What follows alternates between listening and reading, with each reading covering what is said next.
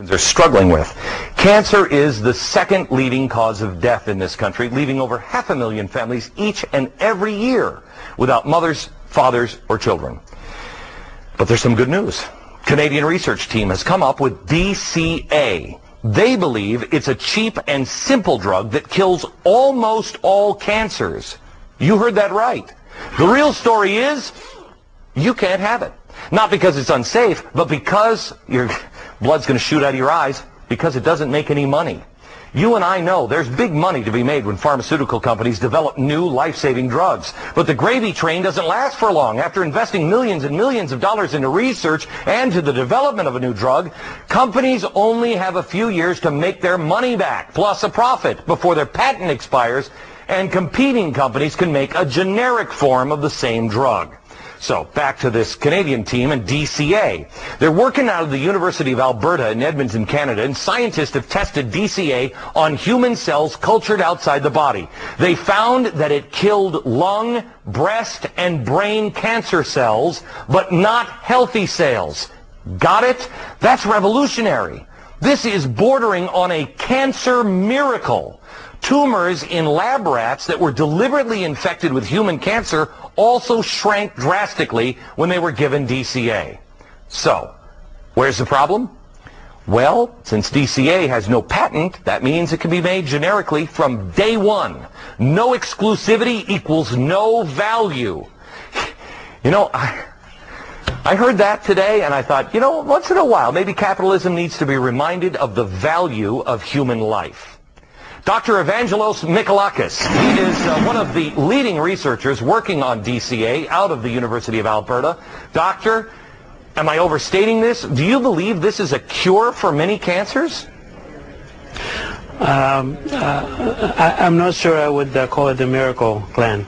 It's a very promising advance, but there have been a lot of miracles in medicine, in lab animals and in test tubes that never translate into miracles in actual human beings. Okay, now so there are a lot of reasons to be optimistic about it. Can you do these studies, and how long will it take?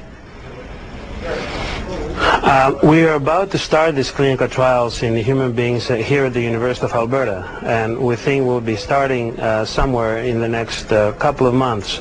It will take several months to complete the first stage of these trials to know at least that this drug is effective in human beings as it was in human cells out of the body. Was this drug used for anything else? Is this drug on the market for anything else right now?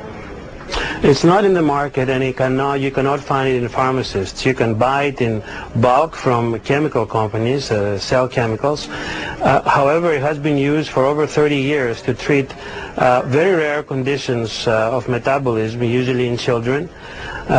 Universities usually buy the drug in bulk, they process it, and then they treat these very, very rare conditions.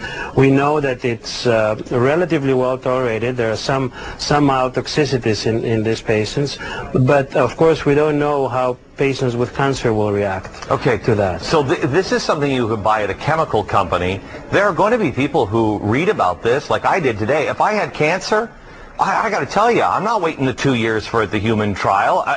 If this has killed these things, lung and breast and what was the other? Brain cancer? If it's killed these things in test tubes and in lab rats, what's going to stop somebody who has nothing left to lose from going and finding some of this stuff and taking it? That's a very important question, and in fact we've been bombarded with this question. But you got to keep in mind that it is possible it might hurt someone. For example, a lot of these patients are already taking cancer medications, and the interactions of this drug and any drug with the existing drugs is unpredictable. It could result in worsening than improvement. So these clinical trials are really important to be performed appropriately and under the regulation of authorities like FDA or Health Canada. I have to tell you, while I see your point, I got to, you know, if I'm dying of cancer and I know I'm going to die anyway, how am I going to get worse than death? You had a hard time getting anybody to pay attention to this because there's no money to be made in this. Why don't the insurance companies get involved and pour money into this? There's a ton of money to be saved by insurance companies. Why isn't the capitalist system working on that front? That's a very interesting question, and you're right. You would expect.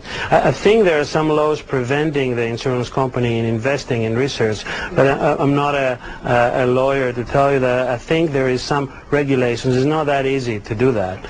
However, the authorities like the University of Alberta and the Faculty of Medicine and Dentistry have already committing, and they're helping us along with the people of Alberta that already started donating money to at least make the first step. All right. Doctor, thank you very much. That is the real story tonight. If you'd like to find out about this story, or you'd like to tell us about another real story of your own, please click on to www.glennbeck.com. Hit that real story button. All this Through in the fight against cancer from the University of Alberta tonight. Researchers there have found a certain compound can shrink cancer tumors in the lung, breast, and brain. And best of all, it's non-toxic. As Sue and Go reports, it could be a more compassionate form of chemotherapy. Sandy McDougall has been through chemotherapy 3 times. Each time she was nauseated for months and lost all of her hair. When you lose your hair, you first lose the hair on the top of your head. But then you lose your eyebrows, and the last to go are your eyelashes. And that's like the final injustice. Rather than be bald in public, this breast, liver, and brain cancer survivor wore wigs. She believes chemotherapy is especially hard on women. We put so much credence in our hair and the way we look, and to not have it, or to have it look unnatural, was the hardest part for me. But U of A researchers may have found a kinder, gentler cancer treatment. Unlike traditional chemotherapy drugs, dichloroacetate, or DCA, kills cancer cells only and doesn't affect healthy cells. When you take chemotherapy, you get nauseated because the drug kills the stomach cells, or your heart dysfunctions because you kill the heart cells, or your skin, or you lose your hair. None of these things appear to be affected by the DCA. The team implanted human lung tumors in live rats, taking photos inside this special scanner. Then the rats drank a DCA solution. Just 3 weeks later, the tumor, this purple blob, had shrunk from this to this. The tumor is significantly decreased.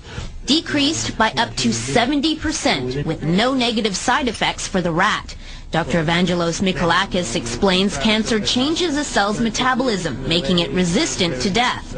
By restoring normal energy production with DCA, the cancer cell can be killed and healthy cells untouched. It appears to hit a sensitive nerve in cancer, a fundamental trick that cancer does to stay alive. Sandy says chemotherapy without nausea and hair loss sounds almost too good to be true.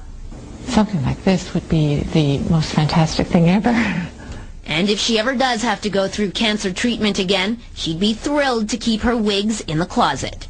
It would just be such a joyous thing for an oncologist to tell a woman that you're not going to lose your hair. For Global News, this is Sue Go reporting. The drug has passed stage 1 trials, but researchers have yet to try it on cancer patients. They're now in the process of securing public funding, none from drug companies, so the drug can be available inexpensively, and they hope to start mass clinical trials within the next year.